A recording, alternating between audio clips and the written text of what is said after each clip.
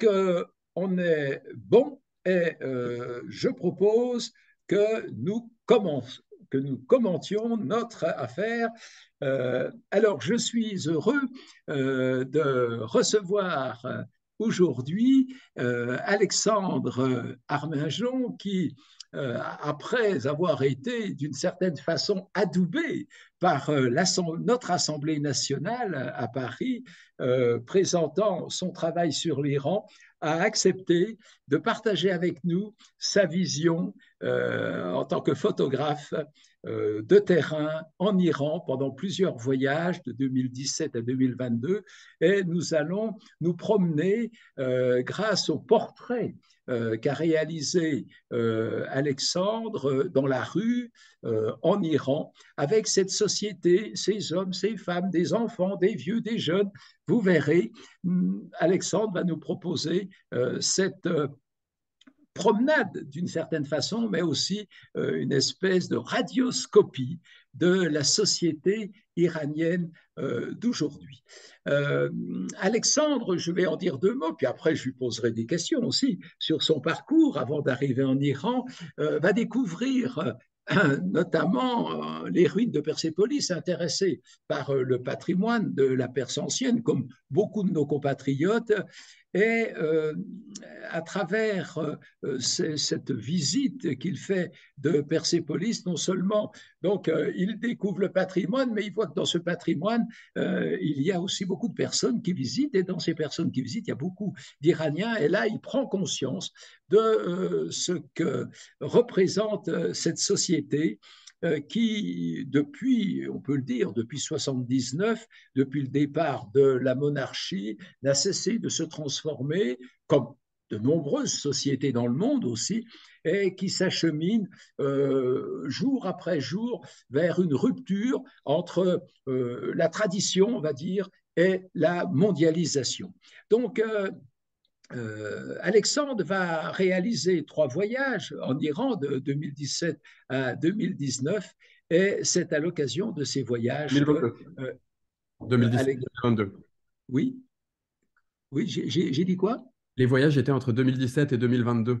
Oui, c'est d'accord. On l'avait mis dans notre titre. Pardon si j'ai fait un Non, lapsus. c'est pas grave, c'était... Et donc, nous verrons comment aussi les femmes, peut-être, puisque c'est très à la mode en ce moment de parler des femmes en général, mais en particulier en Iran, eh bien, occupent une place centrale dans le travail d'Alexandre. Donc, le regard de tous ces Iraniens, de toutes ces Iraniennes qui ont été captés par l'objectif de notre photographe Alexandre Arminjon, eh bien, c'est ça qui va nous permettre de mieux comprendre la société. Alors, je vais poser la première question à Alexandre pour qu'il nous parle un peu de lui, c'est-à-dire son parcours de vie.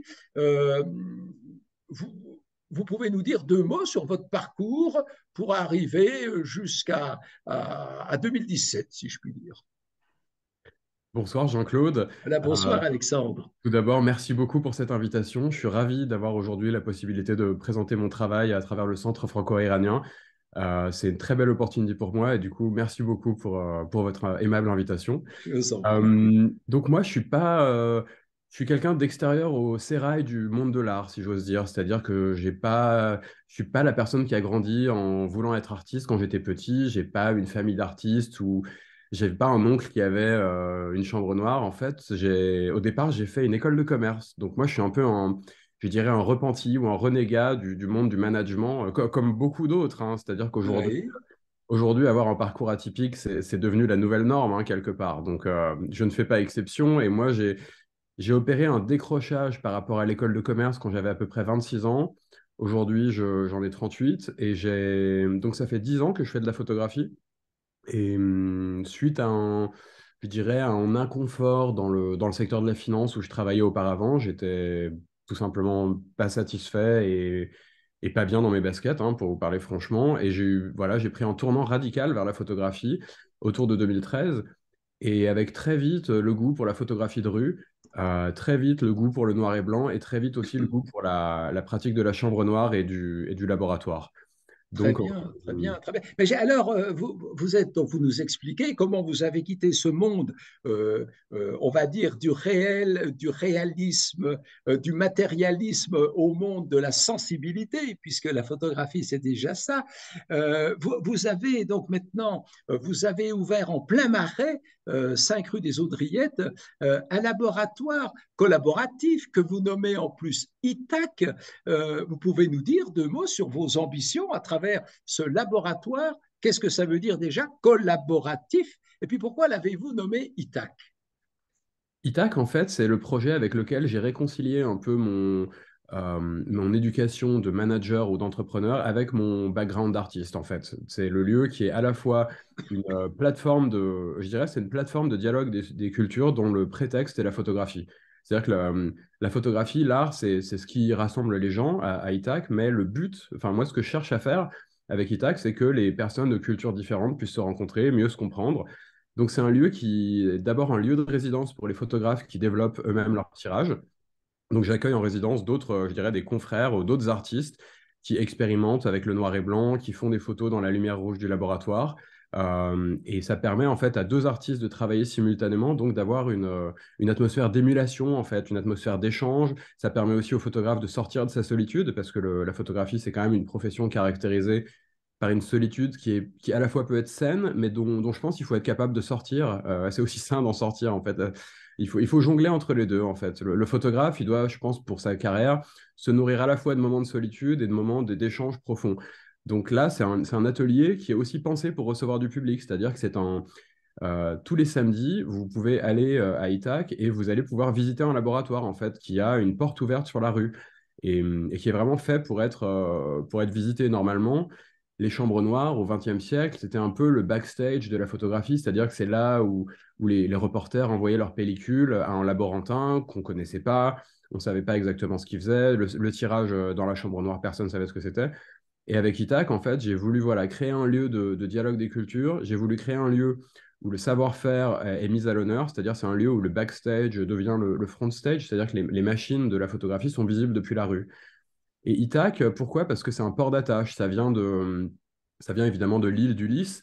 Et les photographes souvent pérégrinent, en fait. Le photographe solitaire qui voyage, il est par monts et par vaux, à droite et à gauche. Parfois, il est loin de chez lui. Parfois, il ne sait pas pourquoi il est parti aussi loin. Parfois, il ne sait pas pourquoi il vagabonde autant. Je pense que la pratique de la photographie, il y a quelque chose de... Le vagabondage est vraiment inhérent à la pratique de la photographie. Et d'ailleurs, en Iran, quelque part, vagabonder, ça fait partie aussi de mon travail. C'est comme ça c'est aussi en vagabondant qu'on peut avoir des rencontres impromptues. Et c'est souvent ces rencontres impromptues qui font les plus belles photos. Oui, Mais oui. quand on Nous- nous- vagabonde, c'est bien d'avoir Pardon, une base. excusez-moi, nous allons revenir sur l'Iran, mais Il alors faut me couper si je parle trop, parce que moi, je peux me mettre tout oui, de suite à... mais c'est ça, vous savez, Goff-Tegout, hein, c'est une discussion sympathique au coin du feu. Donc, je me permets de le faire pour dire aussi à ceux et celles qui nous écoutent, si vous avez dans votre environnement des connaissances passionnées par la photo, n'hésitez pas à donner l'adresse du laboratoire pour que ces amoureux de la photo, mais qui ont envie peut-être aussi de progresser, d'avoir une vision qualitative, parce que nous verrons bientôt, tout à l'heure, dans la deuxième partie, les réalisations d'Alexandre. Donc, en plein Marais, je répète, 5 rue des Audriettes, HAUDRI2TES. Merci pour Euh, le coup de pub. mais non, mais parce que je pense que moi j'ai été tout à fait émerveillé quand je suis venu au laboratoire et je voulais vous demander quels ont été, avant qu'on en arrive à l'Iran, quels ont été vos environnements urbains ou pas, je ne sais pas, de vie. De vie. Moi, j'ai vécu, en fait, quand j'étais dans la finance et après mes études en école de commerce, j'étais quand même assez habitué à vivre dans des grandes villes pour mes études. Et puis, juste après mes études, j'ai vécu successivement à New York, à Shanghai, à Hong Kong. Ah oui, quand même. Je suis Oui. un grand amoureux de la culture chinoise, de la D'accord. philosophie taoïste en particulier.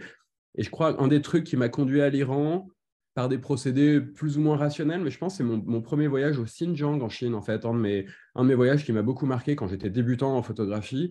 En 2014, j'ai passé un certain temps, quelques semaines dans le désert du Xinjiang, Oui. à côté du Kyrgyzstan, de l'Afghanistan, vraiment aux confins de la Chine et de la route de Les la soie. grandes oasis de la route de la soie, c'était Ah, l'extrémité orientale. Voilà, et ça, c'était, je pense, c'était mon premier reportage, je dirais, dans une culture musulmane. Parce D'accord. que là-bas, c'est une partie de la Chine qui est dominée vraiment par la minorité des Ouïghours, donc Oui. qui est vraiment une minorité musulmane. Et là-bas, quand j'étais au Xinjiang, j'ai été frappé en fait par l'accueil dans les paysages désertiques. J'ai été frappé par la vie des communautés musulmanes. Ça m'a beaucoup Mhm. interpellé. Et je crois que c'est un truc qui m'a fait aller en Iran après. Donc mes Très bien. environnements de vie, Oui. je dirais, ouais, les grandes villes, j'ai été à la fois, je pense que j'ai pas mal aimé les extrêmes, c'est-à-dire que j'ai fait les environnements de vie, les tours de la finance à New York, ça j'ai travaillé dans des tours en Oui. costard-cravate, mais j'étais mal dans ma peau en costard-cravate, incroyablement. Ah, d'accord. Et donc j'ai fait les extrêmes des tours et j'ai fait les déserts.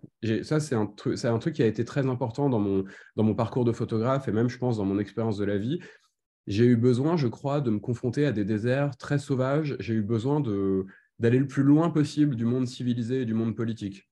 Oui. Et par exemple, quel type de désert avez-vous parcouru?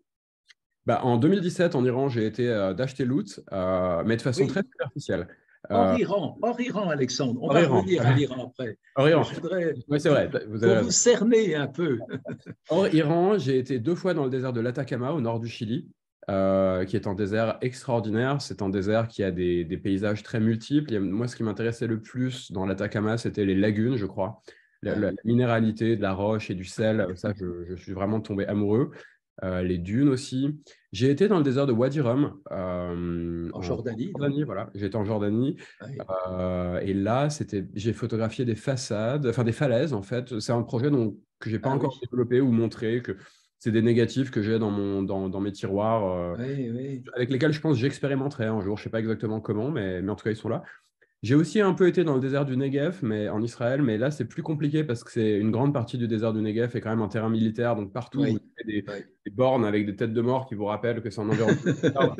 Donc j'étais un peu, ça m'a un peu refroidi. Oui. Mais sinon, Ben, il y a ceux du Xinjiang, dans la province chinoise, oui. c'est quand même aussi des grands déserts de la Chine occidentale, avec le Taklamakan et Ouais, d'autres, hein, j'ai vers pas les été, oasis.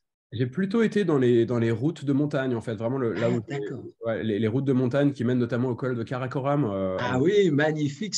Ah oui, c'est Je pense que spectaculaire. c'est vraiment une route Très bien, extrêmement très bien. spectaculaire parce que moi, Oui. j'ai un peu aussi un bac. Vous me parliez de mes environnements de vie. Moi, j'ai un background un peu de montagnard, je dirais, parce que j'ai grandi à Grenoble. Ah ben oui, la Donc, j'ai grandi dans Haute-Savoie. les Alpes. Ma mère est suisse, mon père est savoyard. Donc, Très bien. j'ai une familiarité avec les paysages montagnards, en fait. Je comprends, je comprends, je comprends. Et alors, dans notre discussion, la première fois que nous nous sommes rencontrés, vous me parliez de votre préoccupation pour les lignes de fracture sociale, les inégalités de richesse. Comment est venue cette prise de conscience? Parce que vous nous racontez que vous travaillez dans les tours du business à New York. Et puis, vous êtes marqué par les inégalités de richesse. C'est un peu paradoxal, là. Comment Et ça, vous est c'était venu ça? avant. Alors déjà, les tours de la finance à New York, j'y ai pas non plus passé en temps considérable, Oui, hein. Mais oui. c'est quand même une expérience que j'ai. J'ai aussi fait les tours de Hong Kong. Mais je crois que moi, j'ai eu voilà, une sorte d'accident de la vie qui m'a conduit à la photographie, une sorte de burn-out. Et je pense, dans les moments de fragilité dans la vie, on se rend compte que ce qui compte, c'est le partage. Ce qui compte, c'est d'aider les autres et d'être aidé, qu'on n'arrive à rien seul. Et je crois aussi que ma préoccupation pour les inégalités de richesse et les lignes de fracture, elle vient aussi de mes convictions catholiques ou chrétiennes. Parce que D'accord. vous voyez, Uhum. la condamnation des possessions matérielles, aider les pauvres, faire vœu de charité, voilà, c'est des actes, je pense, très importants dans la vie, dans la vie d'un chrétien. Donc, et c'est important aussi, je pense, d'essayer de mettre sa foi en pratique, vous voyez, Oui. d'être sur des réalités, vous voyez, c'est ça, de dialogue interculturel ou interreligieux. Et aussi d'essayer de... Vous parlez de ligne de fracture, je pense que c'est important dans l'expérience humaine d'arriver à avoir des expériences où on transcende en fait ces lignes de fracture, où on se rend compte qu'on est humain et que Oui, oui, effectivement, les séparations des classes sociales, de la richesse, on essaye un peu de les oui, mettre de oui. côté de vivre des moments fraternels en fait. Je pense dans la foi chrétienne, il y a la notion de fraternité qui est très Très forte. bien, très bien. Et alors, nos auditeurs vont s'en rendre compte tout à l'heure, en regardant vos photos, combien il y a d'humanité dans votre Ah, bah, regard merci, de je photographe deviens tout qui rouge. transparaît dans les photos. Je comprends maintenant tout le sens de cette démarche. Et alors, pourquoi vous avez par exemple, choisi l'Iran. D'accord, vous êtes dans la Chine du Xinjiang, là, donc on est à l'extrémité de la route de la soie. Vous auriez pu aller au Tadjikistan, vous auriez pu aller en Turquie. Pourquoi le choix de l'Iran? En 2017, au moment de mon premier voyage en Iran, l'Iran, c'est quand même un contexte où l'Iran est en train de devenir une destination à la mode, où il y a un contexte d'ouverture. Et en 2016-2017, il y a quand même pas mal de gens en France, pas mal de Parisiens, c'était presque, je dirais pas une destination bobo, mais Ouais, ouais, il y avait un peu ça hein, quand même. Hein, tout à fait, tout à fait. il y avait ça qui soufflait dans l'air. Et moi, Ouais. à l'époque, j'étais un photographe relativement débutant, ça faisait seulement 5 ans que je faisais de la photographie. Je commençais à exposer, mais j'avais pas beaucoup d'expérience. Et moi, je me suis engouffré un peu dans cet appel du tourisme. Et je suis venu vraiment en Iran avec, je dirais, beaucoup d'innocence, enfin vraiment comme un touriste qui Hein, et qui cherche à comment dire à aller d'abord dans les lieux les plus emblématiques de la Perse, quoi, à bien Persépolis, sûr, bien des sûr. déserts d'Ashkelout, à Esfahan. Et je crois que ouais, à ce moment-là, j'ai eu l'impression de suivre la mode. Après, en 2022, c'était très différent. Mais le point d'entrée, c'était ça, c'était ce contexte. D'accord. Il y avait cette popularité un peu de l'Iran, et moi, ça cliquait assez bien, ça se connectait assez bien avec mes expériences au Xinjiang, avec ce goût que j'avais pour les déserts, et puis cette curiosité, je pense, que j'ai eue pour la culture musulmane, qui caractérise aussi mon travail, je pense, et qui est un axe important dans mon travail de long terme. D'accord, d'accord. Avant d'en arriver, et c'est dans 4 minutes, d'en Oui, arriver parce que à... là, attention, là, c'est très minuté. Ouais, c'est bien. Non, oui, mais Heureusement je que vous dis êtes ça là, parce que... sinon je divaguerais totalement. Donc, avant Non, d'en mais arriver, tant mieux. Faites-nous voyager, faites-nous voyager. Non, je voulais vous demander, avant de rentrer dans le corps de notre affaire, euh, quel est ou qu'est-ce qui vous a le plus marqué dans votre rencontre avec l'Iran? je pense que c'est à la fois le sentiment de familiarité et le sentiment d'étrangeté. C'est-à-dire que quand vous arrivez à Téhéran, vous êtes beaucoup moins dépaysé que quand vous arrivez, par exemple, à Bombay ou à Shanghai. Il y a à la fois ce sentiment que c'est une culture indo-européenne, on sent quand même qu'il y a cet éloignement qui est fort, mais qu'en même temps, il y a le syncrétisme iranien entre la culture zoroastrienne et la culture islamique. Ce syncrétisme-là, il est très difficile à comprendre, je crois. Et la coexistence du pôle pré-islamique et du pôle islamique, enfin, je ne sais pas si c'est un langage correct hein, d'un point de vue d'historien, mais de mon point de vue, je me comprends. Oui, oui. Il y a l'Iran avant la conquête arabe et il y a l'Iran après. Et je pense que les deux pôles coexistent et on essaye de comprendre est-ce que la réalité c'est ce pôle ou cet autre pôle. Et je pense que la réalité de l'Iran existe dans la tension et dans la coexistence de ces deux pôles. Et ça, c'est ça qui fait, je pense, l'incroyable force de la culture iranienne. C'est ce trait d'union entre la culture zoroastrienne et la culture musulmane. Et ça donne une profondeur culturelle que moi, je crois que j'ai eu la chance de beaucoup voyager hein, dans ma vie. Vraiment, j'ai pas mal Ben voyagé. oui, on a compris, c'est Un petit vrai. peu, hein, Vous êtes un baroudeur. je frime Oui. avec tous mes voyages. Non, l'Iran, c'est une culture tout à fait enfin, d'une densité qui est différente. Enfin, par exemple, la culture chinoise a un mystère et a quelque chose d'absolument impénétrable. Mais la culture iranienne, non, la culture iranienne, quand on est européen, on a quand même des points. Complètement, Voilà. complètement, Donc, complètement. en fait, j'ai senti c'est ça, ce mélange d'étrangeté et de familiarité où je me suis dit, à la fois, c'est très différent de moi, et en même temps, je peux m'y insérer. Alors que la Chine, j'ai adoré, mais c'est resté opaque à moi-même. Vous voyez, c'est Oui, resté oui, dans oui, oui, lequel j'ai tout pas à réussi fait. à D'accord, m'insérer. d'accord. Et si je vous demandais, euh, voilà, ça fait déjà 4 ans que vous êtes un peu familier avec l'Iran, puisque vous y êtes allé 3 fois. Est-ce qu'il y a aujourd'hui en mémoire, dans votre tête, tout de suite, spontanément, un moment qui a peut-être duré 2 secondes comme une journée, qui vous a plus particulièrement marqué à vie? Alors, des fois, c'est la première rencontre, des fois, c'est un accident, des fois, c'est quelque chose de bon ou de mauvais, d'ailleurs. Est-ce que comme Moi, ça, vous pourriez vous confesser en disant, ah oui, je n'oublierai jamais quoi? Moi, je pense que une de mes plus belles expériences de voyageur et de personne qui a eu l'occasion d'aller un peu à droite à gauche, une de mes plus belles expériences de voyageur, c'est mon arrivée sur la place Meydan-e Nakşejahan à Esfahan en 2017. Ça, en fait, J'avais été invité à dormir chez des amis iraniens que j'avais rencontrés par hasard. Pour une raison, Et je ne voilà, sais plus un pourquoi, exemple. parce qu'en fait, la personne chez qui je dormais, je devais partir très tôt le matin. Donc, j'avais quitté leur appart à 6 h du matin et j'étais arrivé sur la place Naqsh Jahan Oui, à 6 h 30 du matin. Et là, je me souviens, il faisait beau, il y avait les oiseaux qui chantaient, il y avait l'eau des fontaines. Et moi, je débarque sur cette place et il n'y a personne. oui, Et là vraiment, j'ai un choc esthétique dont je parle souvent à la galerie, hein, parce que c'est vraiment, oui. ouais, pour moi, c'est la merveille, ce truc, enfin, vraiment, cette place, c'est la merveille du monde. C'est C'est vrai que c'est difficile de surtout. transmettre l'impression d'harmonie qu'on ressent quand on est dessus, quoi. Oui, oui, c'était l'intention du Shah Abbas Safavid, hein, qui, pour en faire sa capitale, avait demandé aux urbanistes, voilà, qui créent cette place ex nihilo, puisque la vieille ville était un peu à l'extérieur.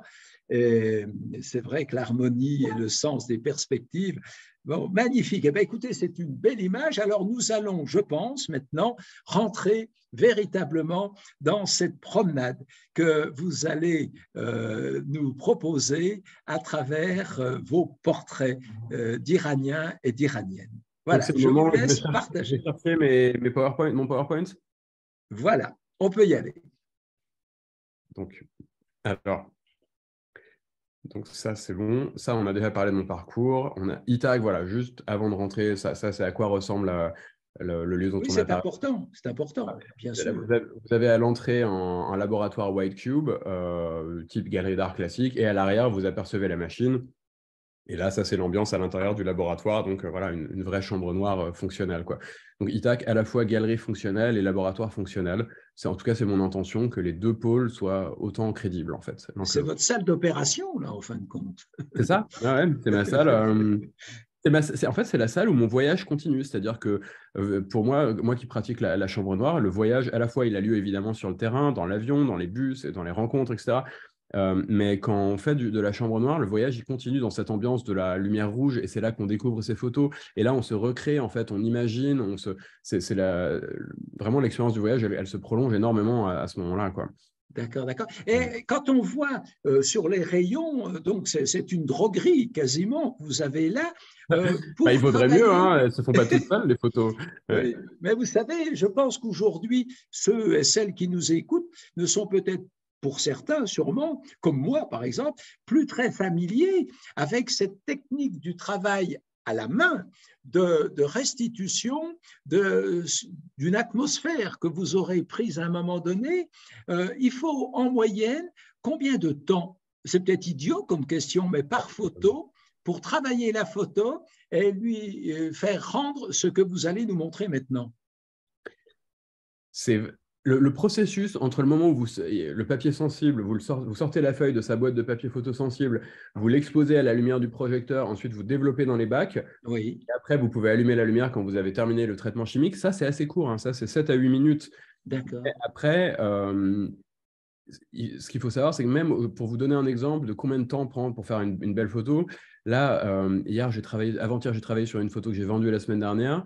Et sur le même tirage, j'ai passé 4 heures parce que je l'ai refait plusieurs fois, parce que en fait, on ne sait jamais. En fait, si vous voulez, en numérique, si vous voulez changer le contraste, vous allez pouvoir tout de Oui, suite avec votre souris modifier. En argentique, s'il y a le moindre petit truc qui ne vous plaît pas sur votre photo, vous devez tout refaire.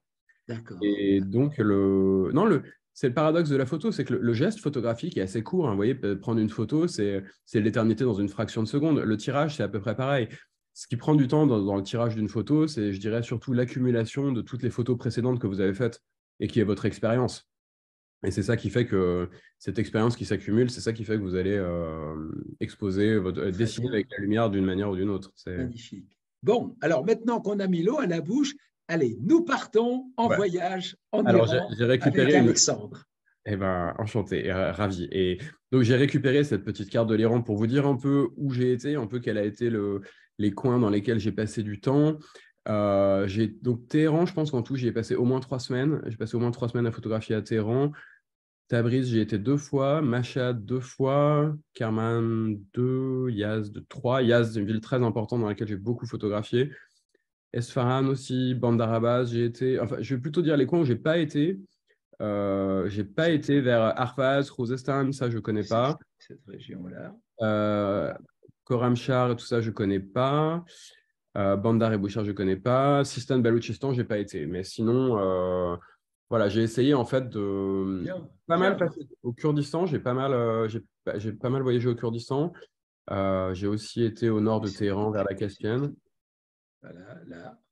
Et non, j'ai cherché, je pense, je dirais, à écumer le plus possible l'Iran. J'ai pas eu l'approche de passer un temps considérable dans chaque ville. J'étais vraiment beaucoup sur la route. En fait, j'étais beaucoup derrière, soit dans un train, dans une voiture. Avec moi, c'est comme ça que je travaille en général. J'ai plutôt la logique d'être constamment en mouvement. C'est quand je suis dans ma chambre noire que là, je suis fixe, en fait. Euh, donc ça, Très bien, très bien. c'est un peu les moments, voilà, c'est un peu comme ça que ça marche. Et donc après, ben, on va venir directement au fait. Voilà, Voilà. on va commencer avec Oui, avec mes portraits. voilà. Euh, Oui. Vous pourrez nous dire peut-être pour chacun pourquoi. Alors déjà, on a l'impression qu'il y a une mise en scène, et puis c'est un parti pris sûrement, et puis pourquoi cette personne? Vous pouvez nous dire alors, ça? je vais vous faire quelques remarques avant de commencer, parce que là, des photos, j'en ai un certain nombre dans le Oui, diaporama. Alors, déjà, une remarque sur les titres. Et les titres des photos, vous voyez en bas à droite. Le titre, il est simple, c'est un numéro d'archive, une date et un lieu. Parce que ça, c'est un peu ma vocation, je dirais, documentaire. Parce que ça, c'est les seules informations en fait dont je suis sûr. Que la photo a été prise à tel mois d'accord, et dans d'accord. telle ville. Et ça, voilà, je revendique. C'est un côté un peu, je dirais, pas journalistique, mais c'est plus, d'un point de vue archive, c'est plus précis, je pense. Et après, la photo. Alors, est-ce que ces photos sont mises en scène? On va commencer tout de suite par ça. Est-ce que c'est des photos posées? Moi, ma spécialité, ce que j'ai fait en Iran, c'est le portrait de rue spontané. C'est-à-dire, c'est croiser des gens, les rencontrer et faire leur portrait vraiment dans le temps le plus court possible. Mais avec leur accord. Parce que moi, je crois que faire des photos Oui, collées oui, en Iran, même en oui. France, hein, c'est pas mon truc. C'est pas. Bravo. Bah, moi, je préfère de dire aux gens, voilà, est-ce que je peux vous prendre en photo? Et puis regardez-moi droit dans les yeux. Bah, c'est le titre qu'on a donné à ce PowerPoint. Là, c'est voilà, c'est l'Iran droit dans les yeux. L'idée, je pense, dans le portrait, ce qui est important, c'est la frontalité. C'est essentiel que la connexion visuelle soit apparente. Et en fait, à travers la connexion visuelle, ça permet d'établir une chose. Ça permet évidemment d'établir la personne en face, un peu qu'est-ce qu'elle dégage, mais la connexion visuelle, ça montre aussi l'accord des sujets. C'est que j'ai pas fait de photo volée et puis j'ai pas fait signer de papier juridique pour. Je voyais, j'avais en France, pas mal de projets de photos documentaires. Il faut signer des décharges ou il faut signer des contrats qui disent. Moi, j'avais pas, vous voyez, ça aurait été scandaleux, je pense, d'arriver avec un contrat en anglais en Iran en disant ça aurait été Oui, ridicule. Je pense que ça aurait été ridicule. Donc, non, je pense que on n'aurait pas compris. non, ça aurait pas été. Ce qui est important pour moi, c'est dans le droit à l'image en France, il y a deux points qui reviennent, c'est le respect de la vie privée et le respect de la dignité des personnes.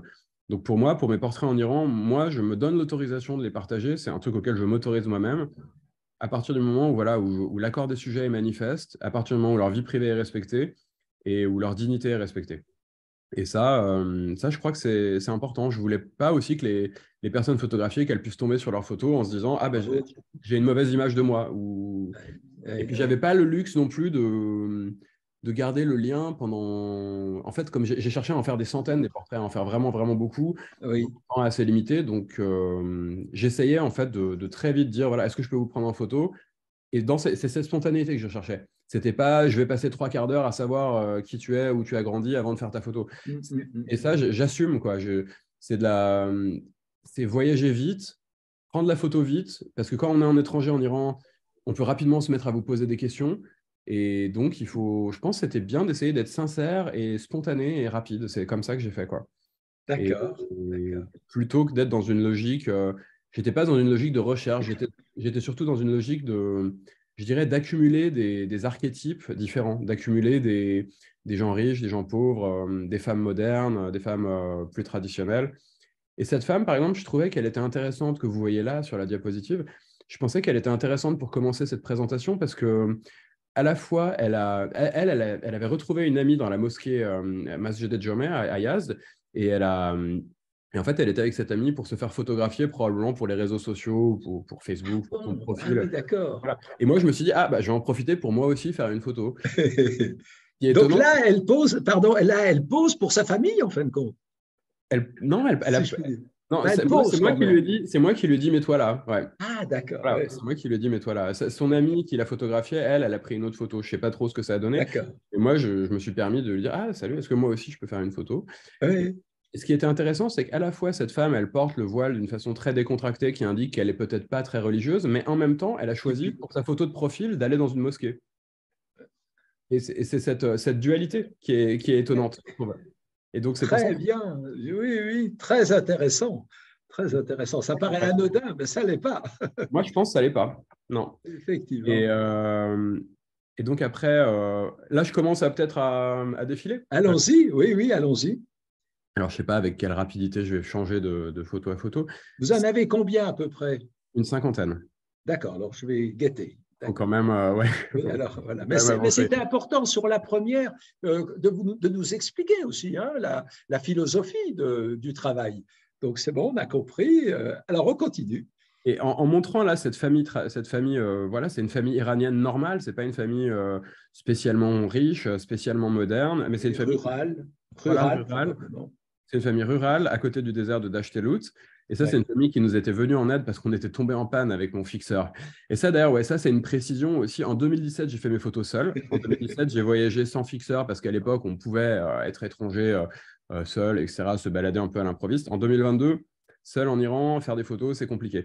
Donc, j'avais un fixeur qui est je préfère l'appeler guide. Et puis, en fait, c'est un ami, tout simplement. Enfin, maintenant, Voilà, ça devient un ami, bien c'est ça. sûr. Sinon, Oui, bah, c'est quelqu'un pour qui j'ai vraiment beaucoup d'estime et qui s'appelle oui, Massoud.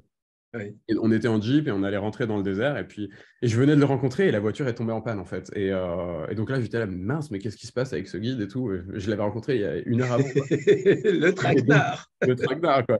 Et donc là, je me C'est dis, pas mince, comme ça. c'est la merde. Et puis, en fait, là, on voit cette famille qui s'arrête et qui gentiment nous aide, parce que ça, c'est le cas dans le désert. En fait, dans tous les déserts, les gens, il Partout. y a une solidarité qui est Oui, immense.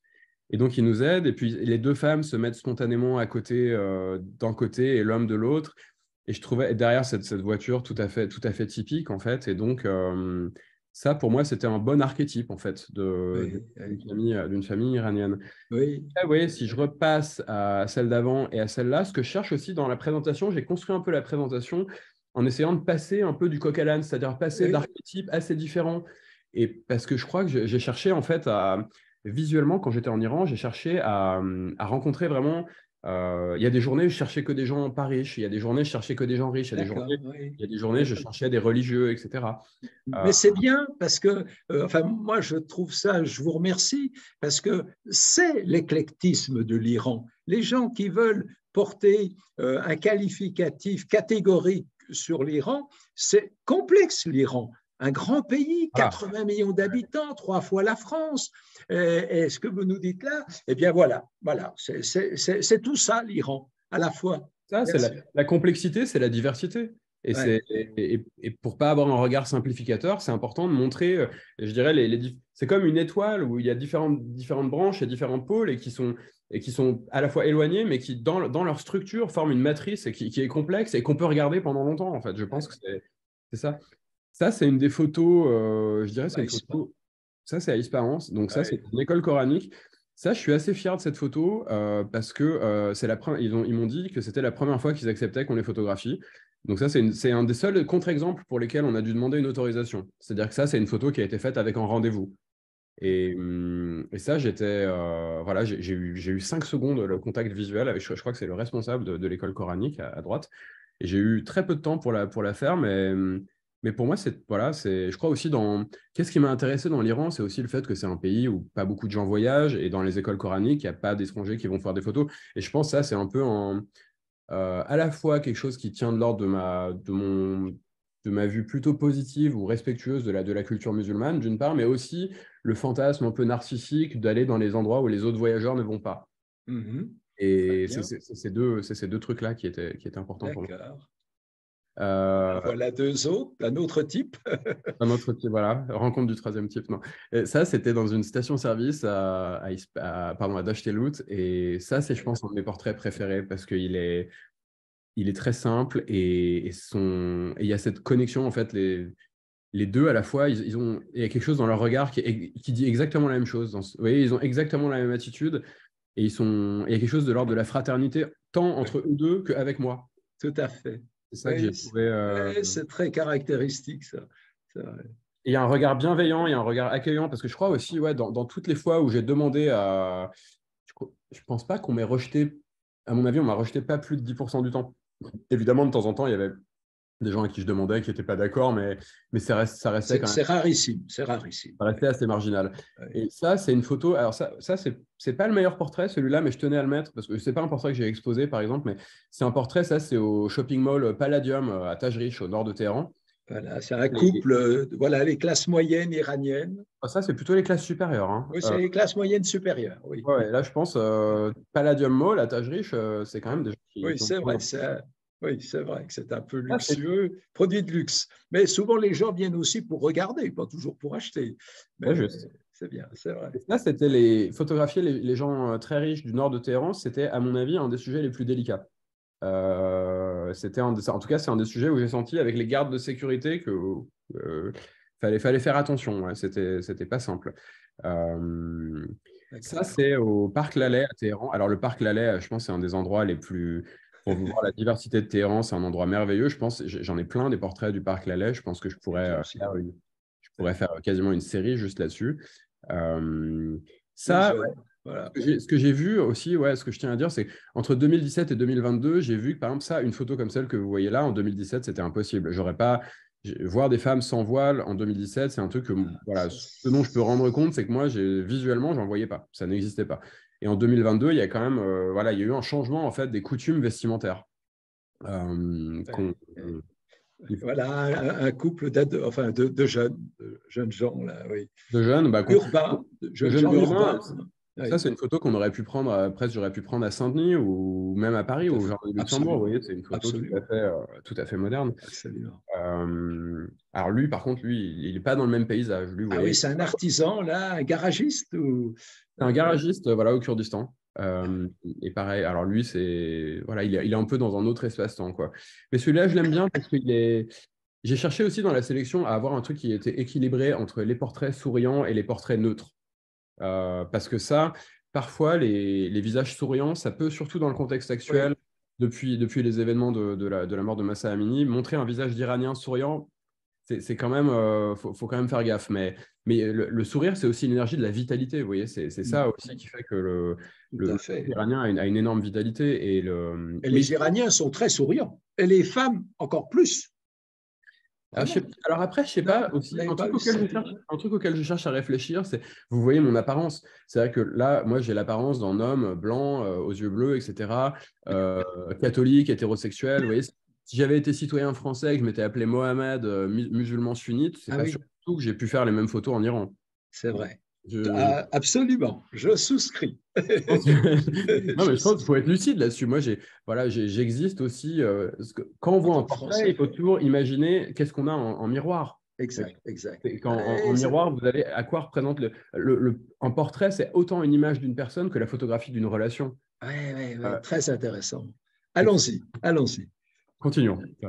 Ça, alors pareil, ça c'est à Mashhad. Mashhad, je pense, c'est une des villes les plus intéressantes pour la photographie en Iran. C'est une ville pas très populaire chez les Iraniens de l'étranger parce qu'elle est souvent associée à la religion et tout. Euh, Oui, ville de pèlerinage, hein, une ville sainte. Voilà, ville sainte pour laquelle le sanctuaire de l'imam Reza, moi, c'est un lieu pour lequel j'ai vraiment beaucoup de respect parce que c'est un lieu où on voit vraiment une tradition vivante et que Des millions de personnes par an. c'est un truc impressionnant. On ne peut pas aller là-bas et ne pas être frappé par. Ah Enfin, oui, moi, en tant que croyant, je pense que c'est toujours intéressant l'énergie de la prière collective ou commune, quoi. Ça, la foi, la c'est foi. très beau, quoi. Oui, Mais en même temps, donc à Machhad, vous avez à la fois des environnements très religieux, mais vous avez, à 10 minutes plus loin, vous avez ces jeunes femmes qui, on se demande, enfin, c'est ça, une image comme ça en 2017, c'était impensable. Vous voyez, la femme, on voit son ventre, elle a le jean troué. Donc il y a cette modernité en même temps au cœur d'une ville religieuse. Et ça, c'est pour ça que je pense que c'est vraiment une ville intéressante. En tout cas, pour mon travail de photographe, oui, oui. très intéressant. Avançons. Ah voilà, les motos. Le motard. Lui, c'est pas un motard du dimanche. Lui, c'est un vrai Ah, motard. Ouais. ah, voilà, Et, c'est une institution, la moto, surtout dans les villes et à Téhéran en particulier. voilà, bah ouais, Mais ce qui m'a intéressé, c'est pas tant l'exotisme, parce que voilà, toujours faire attention à l'exotisme, hein. Moi, ce que j'ai cherché dans l'ensemble de ma série, c'est un peu à déconstruire, je dirais, les clichés coloniaux, les clichés orientalistes, Oui, les oui, clichés exotiques. Vous voyez, je cherche oui. à porter un regard sur le peuple iranien qui est respectueux et qui est un regard qui, je l'espère, évolue par rapport au regard porté auparavant par les Occidentaux. Le regard orientaliste, en fait, les regards de la tradition orientaliste, c'est un regard qui voit dans l'oriental soit un bon sauvage, soit quelqu'un de malhonnête. Vous voyez, la tradition orientaliste, vraiment, c'est un truc dont il faut absolument se dépêtrer, surtout quand on est en blanc, quand on est occidental. Il faut arriver à créer un récit qui dépasse ces clichés exotiques.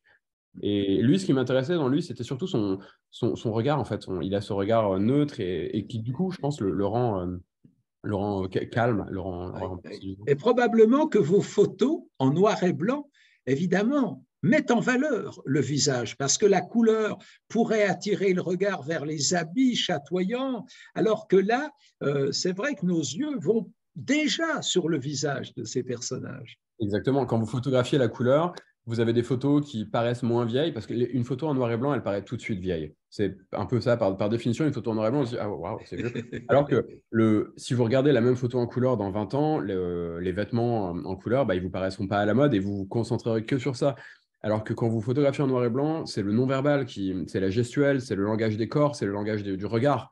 Et c'est ça qui est. Ouais, Et du coup, c'est aussi ça. Pour avoir pour faire un portrait direct, le noir et blanc, je pense que c'est l'outil idéal. Alors là, pareil, là, on est dans un café à Téhéran, en plein centre de Téhéran, dans le quartier artistique, vers Ferdowsi, là où il y a au toutes les galeries. centre-ville. Au centre-ville. Centre-ville. Donc là, on a un mec hyper branché, très moderne, avec son iPhone, avec un look vraiment très sophistiqué. Et voilà, pareil, là, on passe du coq à l'âne. Là, on est à Bande d'Arabas. Ça c'est un de mes tout préférés. Celui-là, c'est un de ceux que j'ai mis chez moi, tellement je l'aime bien.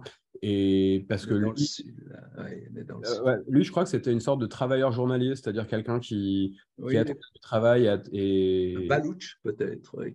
je pense, moi, comme ça, je dirais Non? peut-être, non, je Ah dirais non. plutôt Corne de l'Afrique ou Yémen. Ah, peut-être. Ah oui, oui, oui, oui, parce que Bande de Rabas, on sent l'influence de l'Afrique, oui, oui. Voilà, ouais, c'est ça. Chez les femmes notamment. Oui. Lui, il est moins beau, il est moins moderne, il est moins sexy, mais donc c'est un agent de change Ah oui, qui c'est un agent de change. Oui. change des billets de banque dans la rue, mais derrière, je pense, on voit, derrière son expression, on voit un peu le désespoir économique des Iraniens, parce que quand même, il y a une situation économique qui est proche d'une asphyxie et d'un étranglement. Oui, malheureusement, oui. On souffre vraiment beaucoup, les Iraniens, quoi. Mm. Et ça, c'est important d'en rendre compte, parce que aussi, ce que j'ai pu voir, moi, c'est qu'en 2022, les Iraniens me parlaient beaucoup plus ouvertement de politique. En août 2022, moi, dans ce qu'on me racontait, c'est que voilà, c'est que l'inflation, le coût des choses, la corruption, il y avait vraiment des vraies plaintes, hein, par rapport à ça. Lui, il est celui qui est dans l'arbre, là. Lui, je l'aime beaucoup. Lui, c'est marrant parce que c'est lui qui a demandé à être photographié. Il Ah était. bon? Ouais, ouais, c'est étonnant. C'est une des rares fois où ça m'est arrivé. Ça m'est arrivé, hein, le cas de Ah personnes qui oui. demandent d'être Oui. photographiées. Mais là, il a cette façon de poser qui, moi, je trouve, non, mais montre la qualité de l'urbanisme. Ça, c'est un truc en Iran qu'il faut saluer, je pense. C'est l'urbanisme, c'est l'entretien des routes. C'est très. Moi, j'ai toujours Des été. espaces verts. Ouais, Des des espaces espaces verts. verts, de tout. Même une fois, je me souviens à Yazd, on rentrait avec Massoud, on en rentrait à 4 ou 5 heures du matin à Yazd, et puis on traversait la voie centrale, et puis mais je me disais, mais c'est incroyable comme la route était propre. C'est un truc qui Ouais, me marque. ouais, ouais, ouais. Quand on quitte Paris, c'est vrai, ça Voilà, tranche. parfois, Bon. alors lui, pareil, lui, c'est quelqu'un de très simple, c'est un Ah serveur dans oui, un restaurant pour les routiers. voilà. Je vois son costume, une forme d'uniforme, là, oui, Ouais, c'est ça. classique. Ouais.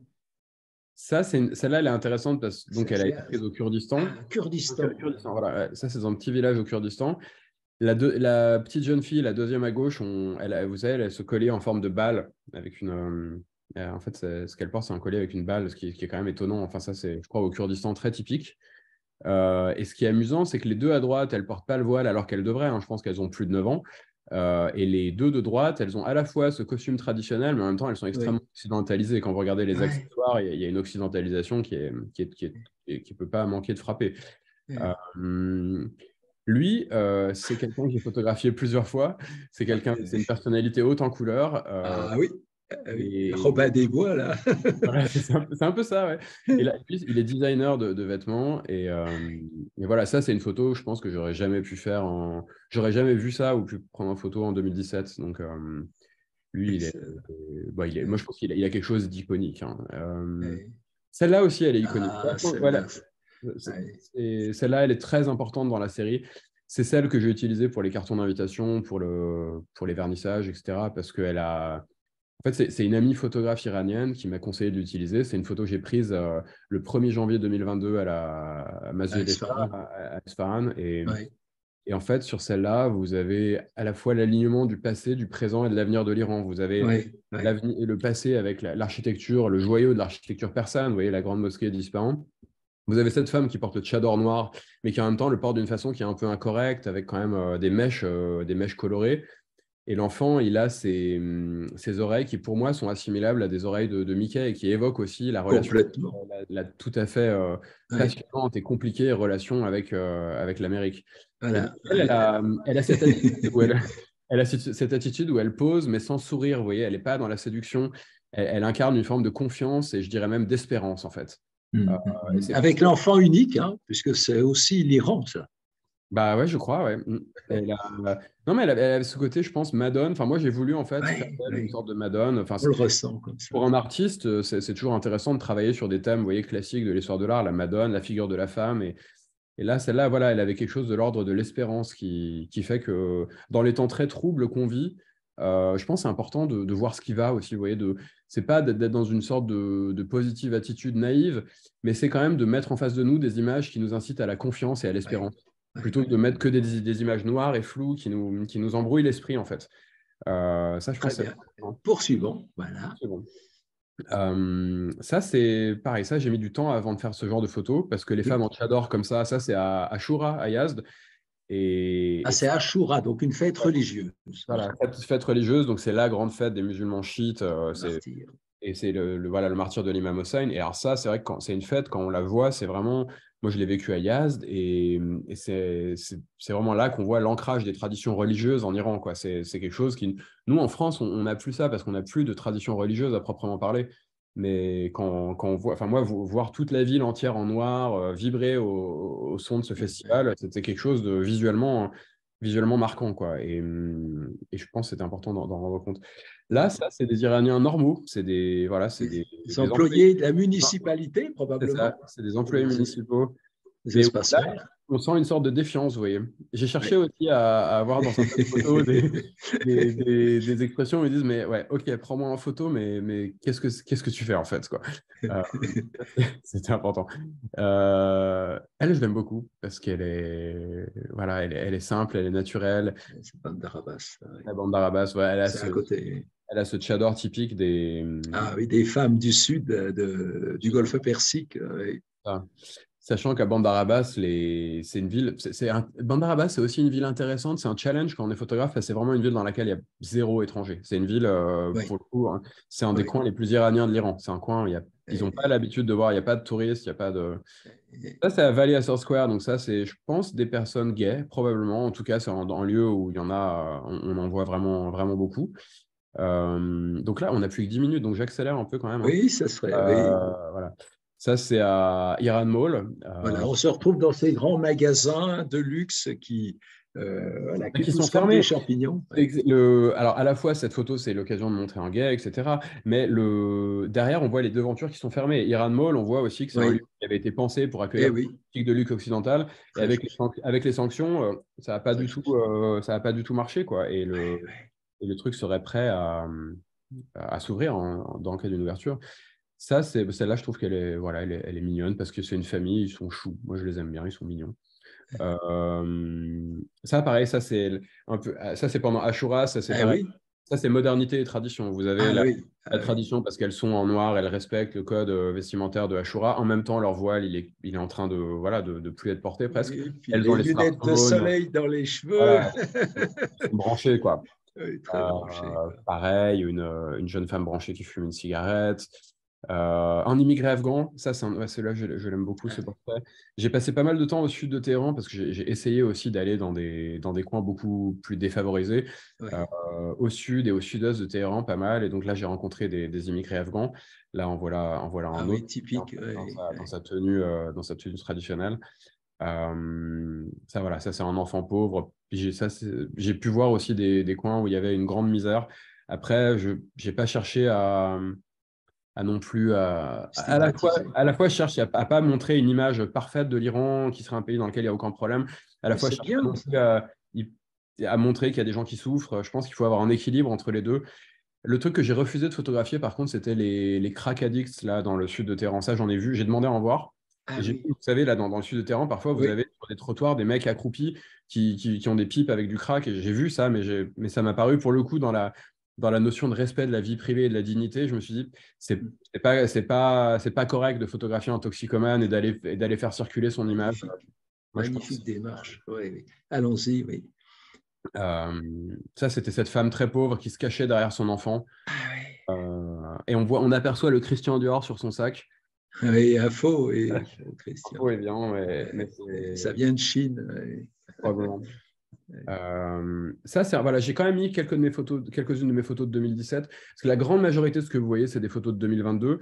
En 2017, je pense, des portraits convenables de 2017, j'en ai une vingtaine, pas plus, alors qu'en 2022, j'en ai Ah peut-être oui. j'en ai des centaines. Oui. Mais celle-là, par exemple, ça, c'est une photo de 2017 qui est très importante. Ça, c'est vraiment une famille qui cuisine des dolmens, donc Ah oui, les dans feuilles un de setup vigne. dans un Oui. setup tout à fait traditionnel avec les photos des hommes au-dessus de la télévision. Oui, Et puis ça, par terre, hein, il n'y a pas beaucoup de meubles. Oui. ouais, non, non, il n'y a pas beaucoup de meubles. Et ça, c'est la seule. J'ai des exceptions dans ma série. J'ai la photo des religieux à l'école coranique qui a été prise avec un rendez-vous. Toutes les autres sont prises sans rendez-vous. Ça, c'est une photo dans l'espace privé, alors que sinon, l'immense majorité de mon travail porte sur l'espace public. Mhm. Ça, c'est une femme. Ça, c'est de loin la femme qui était dans une situation vraiment d'infraction ou une situation en tout cas dissonante parce Ah oui, oui, on voit qu'elle qu'elle elle fume une cigarette, elle a son jean troué, provoque. elle est au parc Provoque. Lalais, provoque un peu, ouais, exactement. Et elle était pendant le ramadan, elle fumait une cigarette pendant le ramadan. Donc elle, quand Ah même, oui, elle était. oui, mais ça, c'est pas unique, hein. Non, c'est pas si unique. Maintenant, c'est pas unique, mais en 2017, c'était plus rare. Oui, oui, Ça, oui, c'est des jeunes qui jouent pendant Ashura, enfin ah oui, qui étaient entre copains, parce que Ashura, c'est aussi une occasion, c'est une fête qui est, je crois, une grande occasion de sociabilité pour les petits. Ça leur permet de se faire des potes, de voir leurs cousins. Ça, c'est un berger à Alamut Valley, ah euh, oui. voilà, pour le coup, là, dans l'Iran vraiment rural. Euh, Elle, voilà, ça, c'est une des photos qui est devenue une des plus connues de ma série parce que c'est cette boxeuse dans le contexte de la lutte des femmes Ah pour leurs oui, droits et pour leur liberté. parler. Elle, je ne sais pas qu'en penser parce que c'est pas techniquement la meilleure, mais là, en tout cas, c'est la photo que les gens voulaient voir en France. Pour moi, Oui, évidemment, c'est un pour peu, moi, oui, j'allais dire, c'est un peu convenu comme symbole parce qu'on voit la fille combattante là, hein, qui a envie mais d'en découdre, si je puis dire. le truc, Oui. c'est qu'on le sait déjà, les Iraniennes, qu'elles sont Bien combattantes. sûr, bien sûr. Ce qu'il faut, c'est pour ça que la photo avec l'enfant dans la mosquée, elle était, je pense, plus intéressante parce qu'elle avait un propos plus complexe que juste là, c'est juste le propos de Oui, l'affrontement. Bon, on le oui. sait que les femmes iraniennes, Affrontement, elles se oui, battent, quoi. c'est Ça, c'est clair. ça, c'est une famille où on voit vraiment la coexistence, je dirais, de Les look, générations, oui. la coexistence des générations. Vous avez la grand-mère ou la maman habillée de façon très traditionnelle et Oui. l'homme à droite avec ce t-shirt occidentalisé. Donc, ça, j'aime bien les circonstances où il y a des looks vestimentaires très différents qui coexistent sur la même photo. Lui, je l'aime bien. Je trouve il a quelque chose de chic. Ah, il fait du kebab. Il prépare son kebab. Pareil, c'est quelqu'un de très, très simple. Ça, c'est deux fillettes à Hesh Island. Pareil, ça, c'est une photo un peu orientaliste voilà, qui véhicule un peu l'image souriante de l'oriental. Donc, c'est une photo. Elles sont rigolotes. Oui. Non, mais c'est une photo à prendre avec des pincettes. À la fois, elle est jolie, elle est touchante, mais quand même, faut faire attention aux stéréotypes que véhicule ce Oui, type d'image. oui, oui, oui, vous avez raison de le dire. Euh, Ça, Oui, c'est une nomade moderne. Je oui. trouvais que c'était très intéressant son maquillage, en fait, parce qu'à la fois, elle est là. Ah oui, c'est fou le Vous avez contraste. vu les sourcils, là, comme elle a travaillé ses sourcils? C'est fou, quoi. Et ça, je trouvais ça très étonnant. Quel fossé entre peut-être la maman, la tante là, qui est sur le Ouais, côté, ou la grand-mère, et puis cette gamine qui vit au milieu des nomades là, ou des paysans, les dames d'âge, comme on dit. Ah oui. d'ailleurs, là, il y a Allons-y. une erreur sur la légende, hein. Ça, c'est au Kurdistan. Je me suis trompé. J'ai pas. Oui. Ça aurait pu être, ça aurait pu Ouais, être. ouais, Enfin, c'est pas. quoique les nomades, c'est plutôt au Kurdistan en face. Oui. Voilà, ouais, c'est ça. D'accord. Ça, c'est un Pakistanais. Ça, c'est un de mes portraits préférés parce que c'est un Pakistanais au sud de Téhéran. Et je pense, dans son attitude, à la fois, il a quelque chose d'accueillant, mais en Ou même alors, temps, il a aussi une grande méfiance. Vous voyez, et oui, là, quand on voit le portrait c'est comme un truc triste. bijectif entre un sujet et aussi un photographe, on se dit, ce blanc qui me photographie, quand même, c'est quand même quelqu'un dont on a des raisons historiques de se méfier. Ah oui. Ça, faut pas l'ignorer. Ça, c'est lui, je trouvais qu'il était assez beau. Et puis, il avait cette croix qui montre aux yeux des croix. J'en ai pas mal, des photos avec des croix. C'est pas forcément les meilleures, mais c'est quand même important d'en montrer une ou deux. Parce que Oui. voilà, parfois, on croit que les chrétiens sont persécutés en Iran. Moi, j'ai toujours dit que j'étais chrétien. J'ai jamais eu un problème. Oui. Là, c'est un couple lesbien dans le parc. Encore la énième photo du parc Lalette. Ah oui, encore. Oui. Bah, c'était en 2022. Ça, pareil, ça, j'aurais jamais pu faire en 2017. Probablement. Oui, on Euh, voit le pays à quelle vitesse, à quelle Il change. vitesse. Il y a une mutation vraiment Ah profonde. ben là, ils sont en train de faire la soupe ou le halim Ouais, là, pour ça, Ashura. c'est pour Ashura, voilà. Ça, j'ai pu voir ces cérémonies-là. Et ça, alors ça, c'est moins un portrait, c'est plus voilà, un travail un peu d'équipe. C'est un Mais peu ces photos-là, documentaire. elles sont vraiment importantes. Ça, c'est des photos que j'ai pas beaucoup montrées en Oui. France parce que je pense que le public français, si vous montrez les photos de Ashura, tout le monde qui s'habille en noir, c'est des photos qui peuvent faire peur, en fait. Oui. Mais le Alors geste que- est beau. Le Ah ouais, geste, la c'est beau. synchronisation des deux. Là, bon, on va bientôt terminer. Je ne sais pas s'il en reste encore beaucoup. Il en reste quelques-unes. Ça, c'est un religieux à Machhad. Ça, c'est Je aussi à voulais vous Ashura. demander, Alexandre, parmi toutes ces photos, quelle est celle que vous préférez? Celle que je préfère, alors, euh, moi, je En vais rester sur regardant quelque chose, voilà, celle avec la femme, avec l'enfant. Attendez, dans la mosquée, la première qu'on a vue, ouais, je la pense que c'est ça. Madone, comme vous l'appelez, C'est la plus simple, c'est la plus. Moi, je c'est pense la que, plus forte pour vous. Voilà. moi, je pense que c'est celle qui a, à la fois, sur le plan visuel, j'en suis content. La construction, la perspective, la ligne de fuite, voilà, j'en suis content. Mais surtout le message, l'alignement du passé, du présent, de l'avenir, et un message qui, je pense, est pas simple et complexe aussi. Il montre la coexistence de lignes de force différentes entre la tradition et la modernité. Je pense que et celle-là, elle fonctionne très bien quand elle est tirée en très grand. Et pour finir, je pense, ce qu'on peut peut-être faire, Oui, euh, allons-y. En conclusion, conclusion, en conclusion, moi j'ai mis c20, voilà, parce que c'est celle, je pense, elle regarde vers l'avenir, elle cette regarde jeune vers fille. l'avenir, elle est confiante, et c'est, je pense, ça c'est une photo qui en 2020, en janvier 2021, Edward, c'est encore un peu une exception. 5 ans Oui, après, c'était impossible, mais aujourd'hui, des photos comme ça, je peux en faire à l'appel, je pense, oui, sûrement, si j'ai bien sûrement. compris. Oui, Et ça montre aussi magnifique. le changement en Iran. J'ai mis quelques photos de l'exposition à l'Assemblée nationale. Ah oui, oui, Euh, c'est bien, parce que j'en parlais dans mon introduction, je vous remercie, parce que pour nous, c'est aussi un honneur que de vous accueillir ce soir, après ces moments déjà de consécration dans un haut lieu de la République française. C'est vrai que c'était Euh, un grand honneur. Moi, Mais je c'est peux surtout dire, oui, si je peux vous dire une chose, c'est que ce qui était un grand honneur, et moi, ça m'a beaucoup rassuré sur la liberté en France, c'est que moi, j'ai pu dire ce que je voulais à l'Assemblée nationale. J'ai pu faire mon expo comme je voulais. Personne ne m'a oui, contredit dans ma sélection. magnifique, J'ai pu montrer vraiment l'étendue de la diversité iranienne. J'ai pu montrer des figures très super, traditionnelles, des super, figures très modernes. Et pour moi, c'était vraiment un grand honneur et excellent. voilà, et quelque chose qui était Excellent. Eh bien, cher Alexandre, voilà, nous allons terminer, il est 19 heures. Je remercie aussi celles et ceux qui ont fait des petits commentaires, qui corroboraient ou qui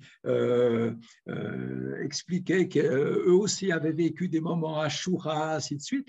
Je pense que ceux et celles qui nous ont entendus ne repartiront pas avec je veux dire, le sentiment ni de propagande ni rien, parce que votre humanité que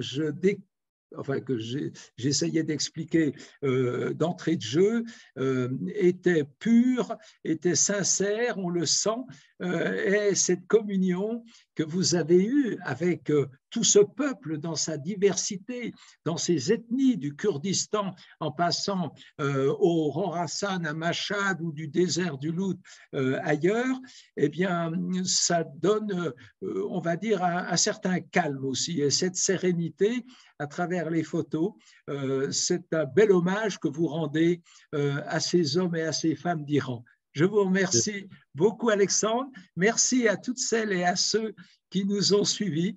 Et je vous donne rendez-vous, comme d'habitude, dans 2 mois pour un nouveau GovTech. Merci. Merci beaucoup, Bonsoir à Jean-Claude. tous. C'était un Merci, plaisir. Alexandre. Merci pour cette invitation. C'était magnifique. Merci.